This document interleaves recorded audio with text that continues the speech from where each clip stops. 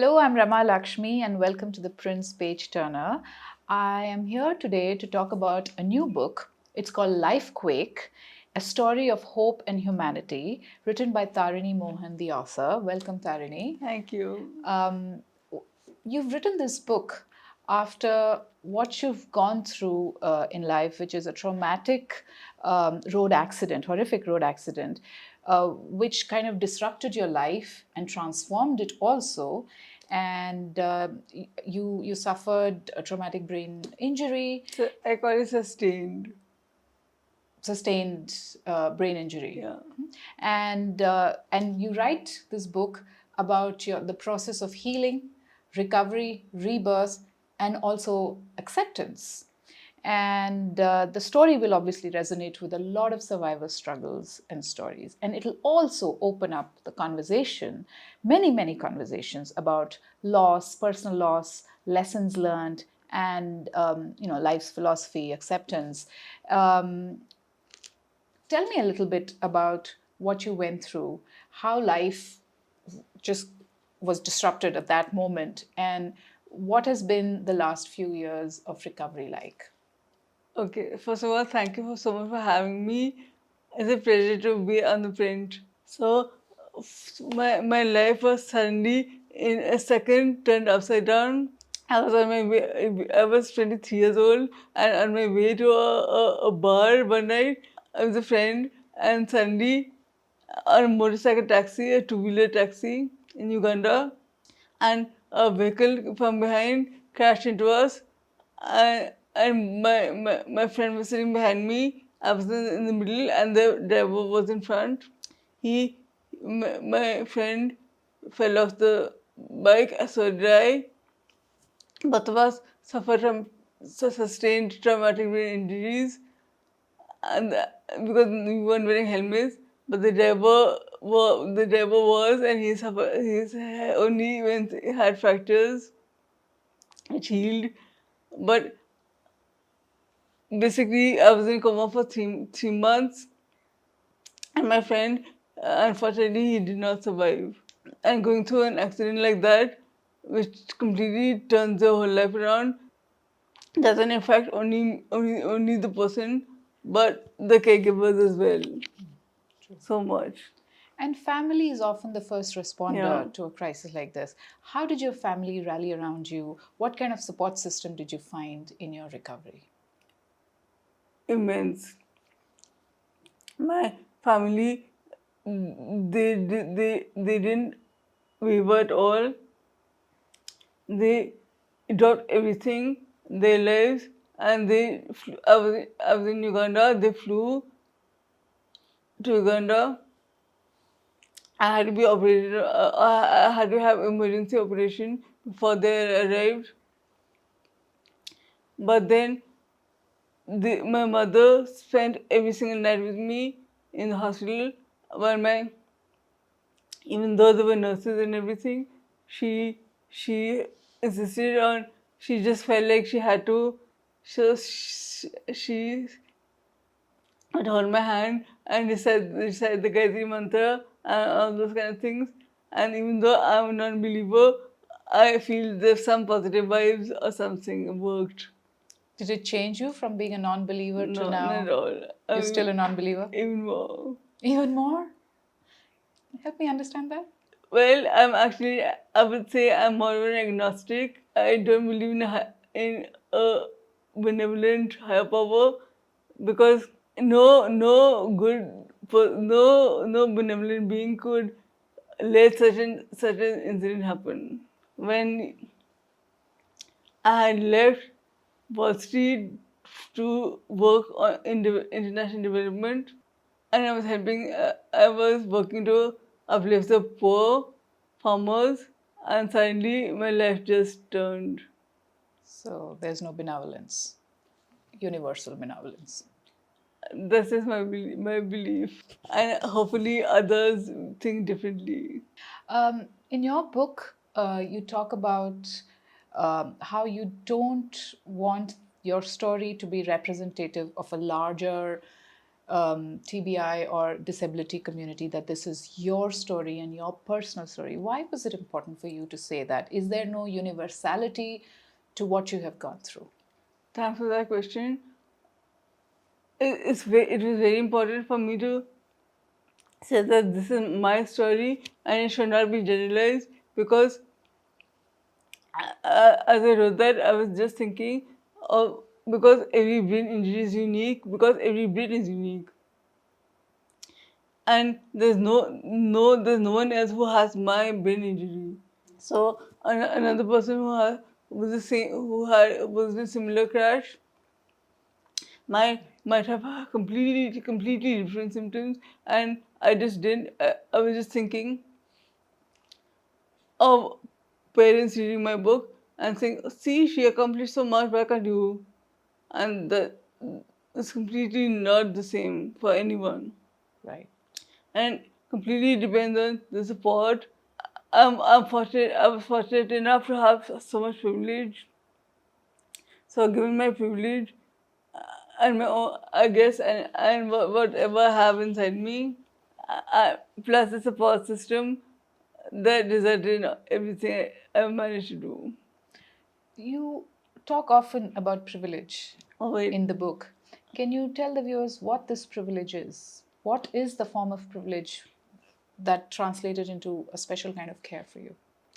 well, my parents luckily have means, but most importantly, networks, because my parents have both excelled in their professions and formed influential networks through what they do, and also because they're very possible people. So they have many friends all over the world, and that really helped. The fact that they could rely on they could call on almost anyone, so many people offered help. That was a blessing like no other. That's important to acknowledge.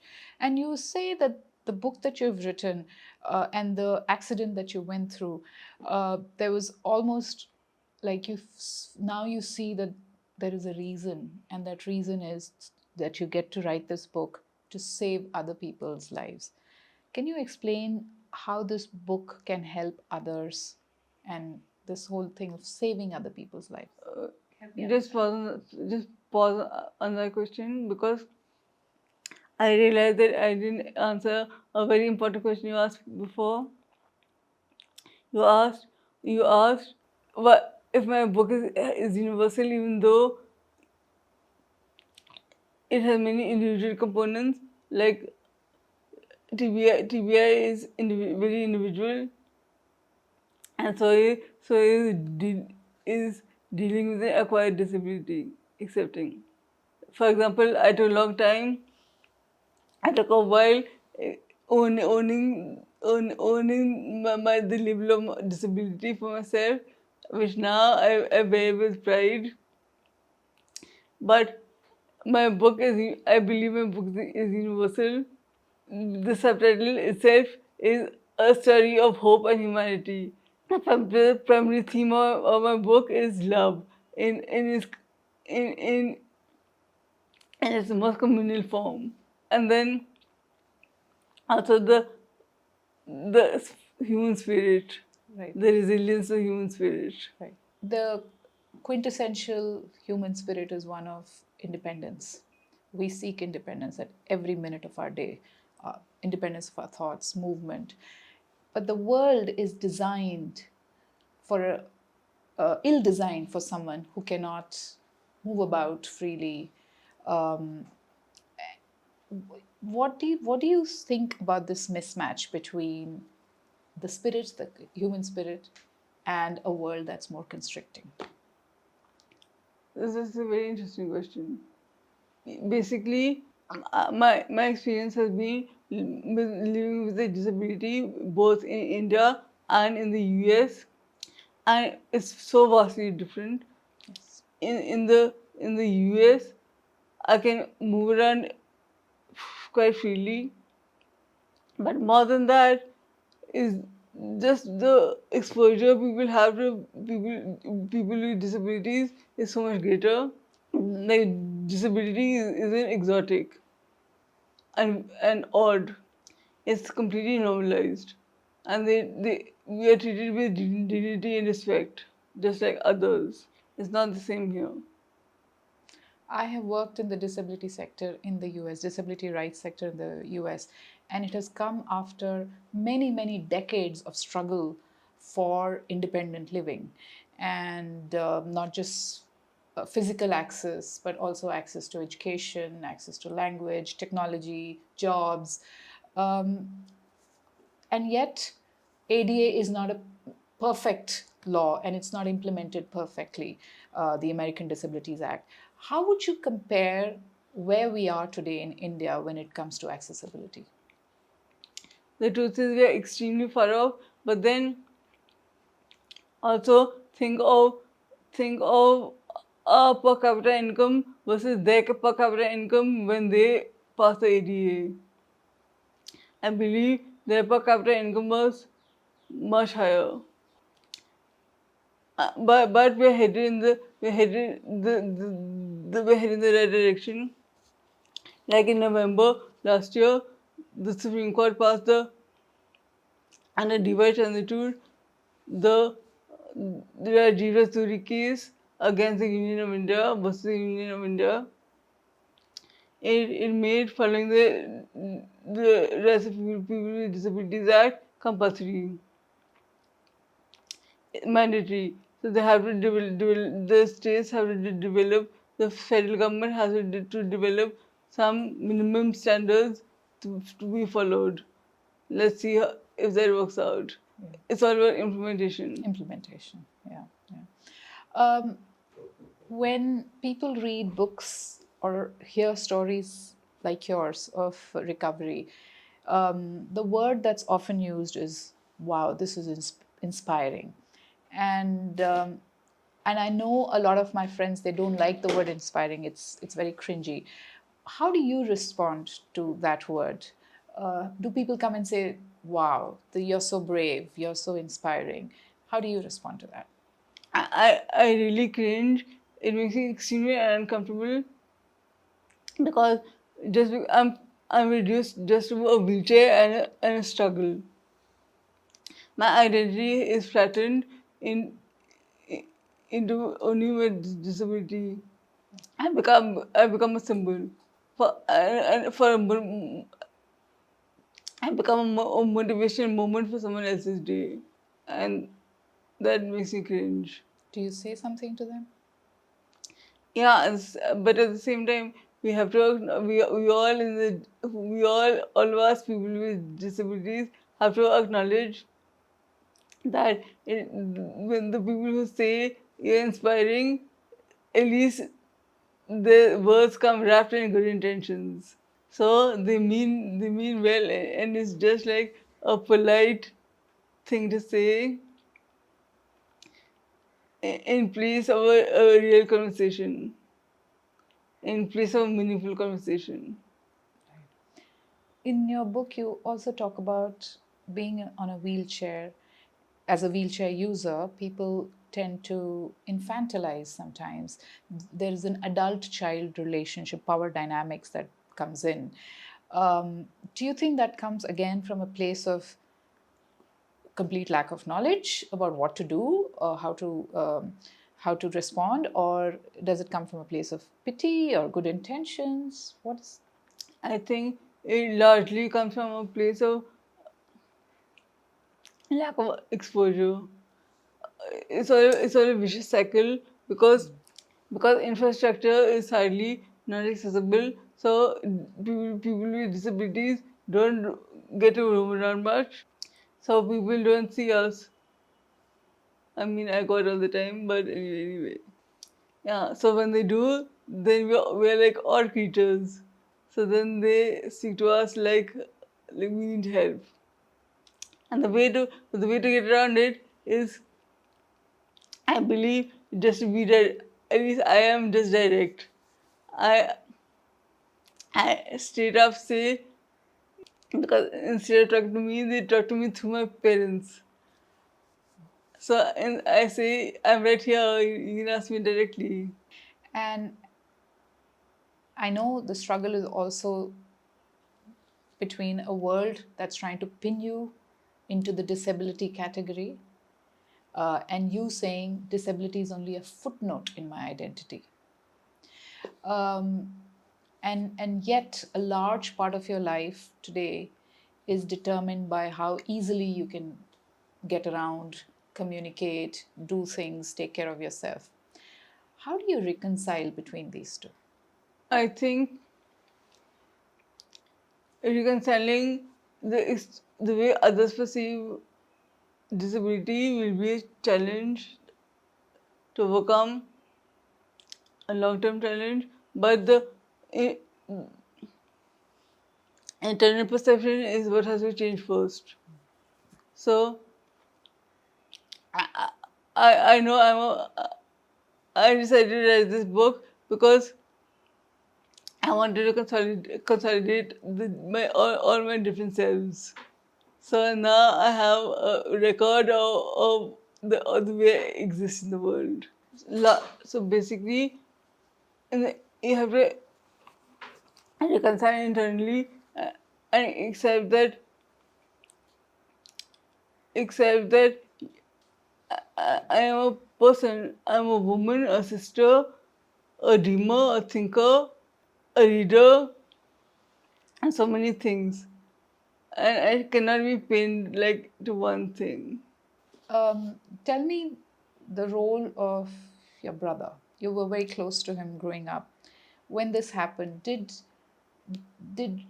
how did he rally around you? What kind of help does a sibling offer? Support system? My brother was the best, is the best.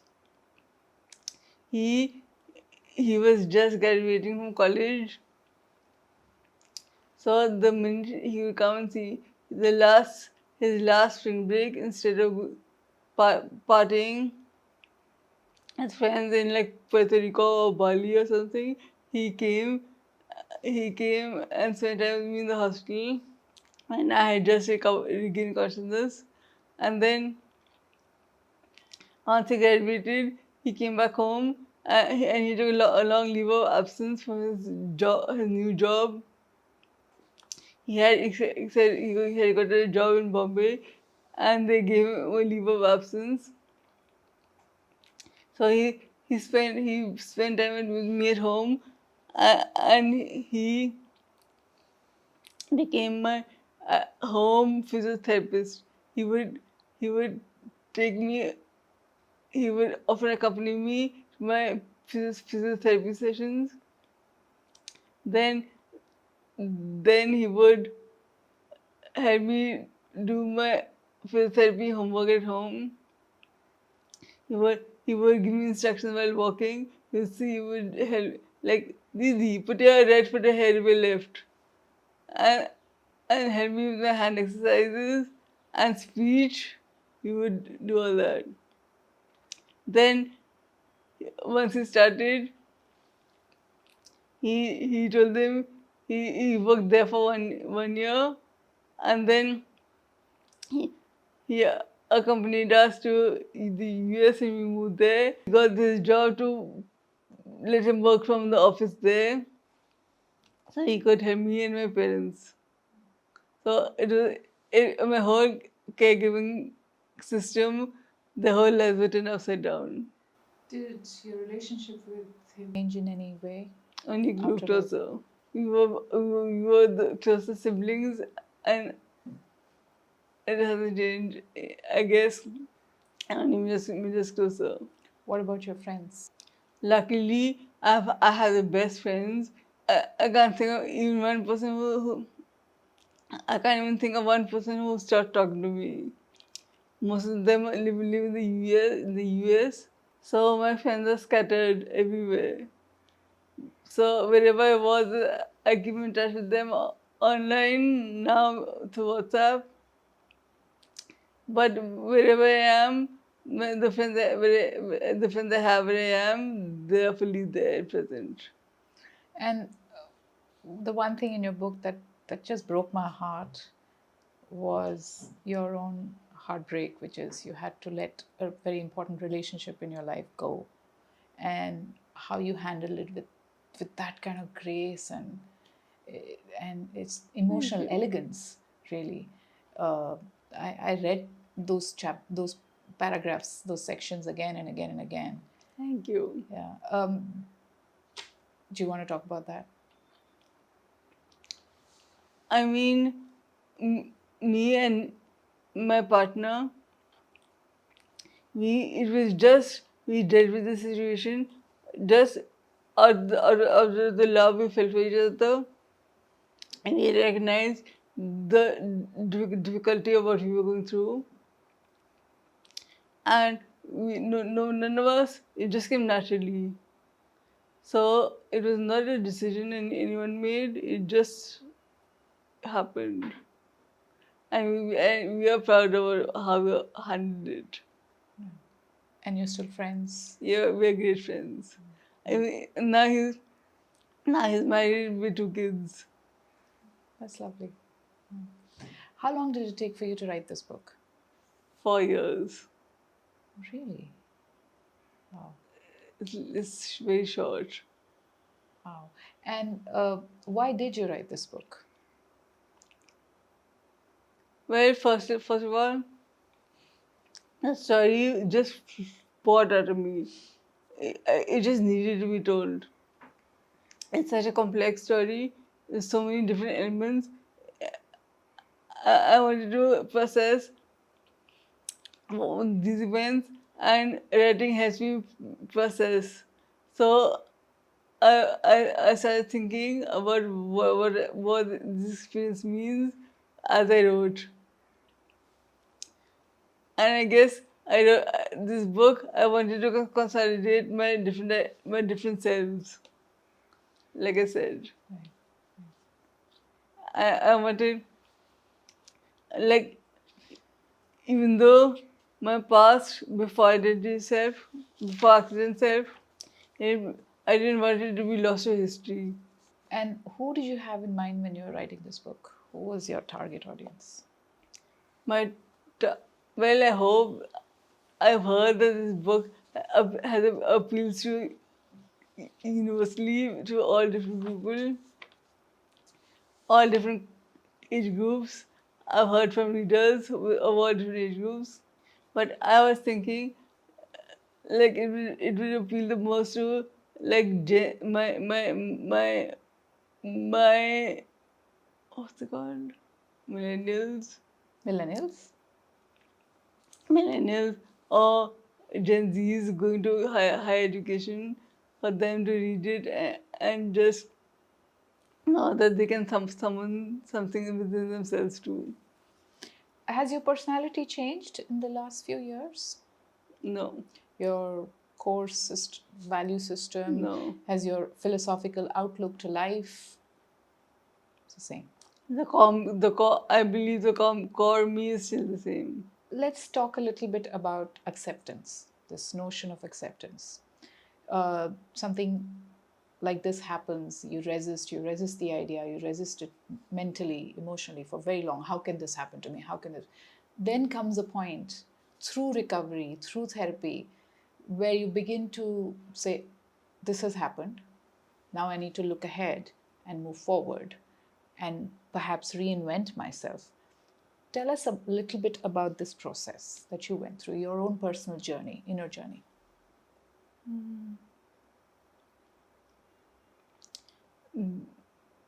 It was definitely a long journey, and I can't pinpoint a single point where I suddenly accepted. It's a very gradual process, like accepting that when I returned to university, I wouldn't be running and skipping and jumping. Then accepting that I had to live with my parents, accepting that my relationship had to end. There's so many different strands. Um, you talk about how you wish you hadn't internalized ableism in the book. And one of the things I learned, one of the words I learned when I was in the US working in the community, rights community, was tab. That everybody is a tab, and they would address me as a tab, and the people I worked with was tab is temporarily able-bodied Oh, person. nice, yeah. So very early, I internalized that, saying, okay, I need to see myself. I'm just maybe a slip away. I'm just whatever. But even age, pregnancy, there's so many things. It's not just about being born or having an accident, but there's so many times we have an issue with access or with mobility or other kinds of things. So tell me a little bit about ableism, this internalized ableism that we have, and how can tabs prevent that? Yeah, that's a crucial question and an important one. Internalized ableism is like unwanted, unwanted, like a poisonous, unwanted whisper in our ear telling us that we're not worth it and leading to self-discrimination. We can we can fix it, I guess, through things like educating the public, advocacy, but also those are societal ways of addressing it. And then exposure, going out, talking, but also internally within the individual. So I guess visibility is a really important factor. As you mentioned earlier, in the United States, it's seen as part of the routine. There are more people out there in workspaces and in public spaces, and in education and universities there aren't as many in India. And so the more visible you are, the less discrimination, the less this whole ableism hierarchy. Yeah, and the whole inspiration narrative has to be dropped. Inspiration narrative. Yeah, the whole courage and inspiration, because disability isn't heroic, it's just life. This whole heroism thing around disability, I just don't understand it. It's just like tab, it can happen to anyone. Yes. That's a really interesting note to end this conversation on, which is this inspiration narrative has to end. Disability is not heroism or courage. It's life. It's a reality. Yeah. Right? And what's the next? What after the book? What follows? Basically, I have to keep evolving with life. So whether it is concentrating wholly on my work uh, and evolving through that, or perhaps having another idea for another book. No one knows. I want to let it happen. Nice. Life is an open road. Yeah. Yeah. Well, thank you so much for the book and for this conversation. I hope this Thank. book generates many conversations in public spaces. And do read Tarini Mohan. She also writes for ThePrint. I hope you'll write more regularly for us in the days ahead. Thank you so much, Thank you. Rama.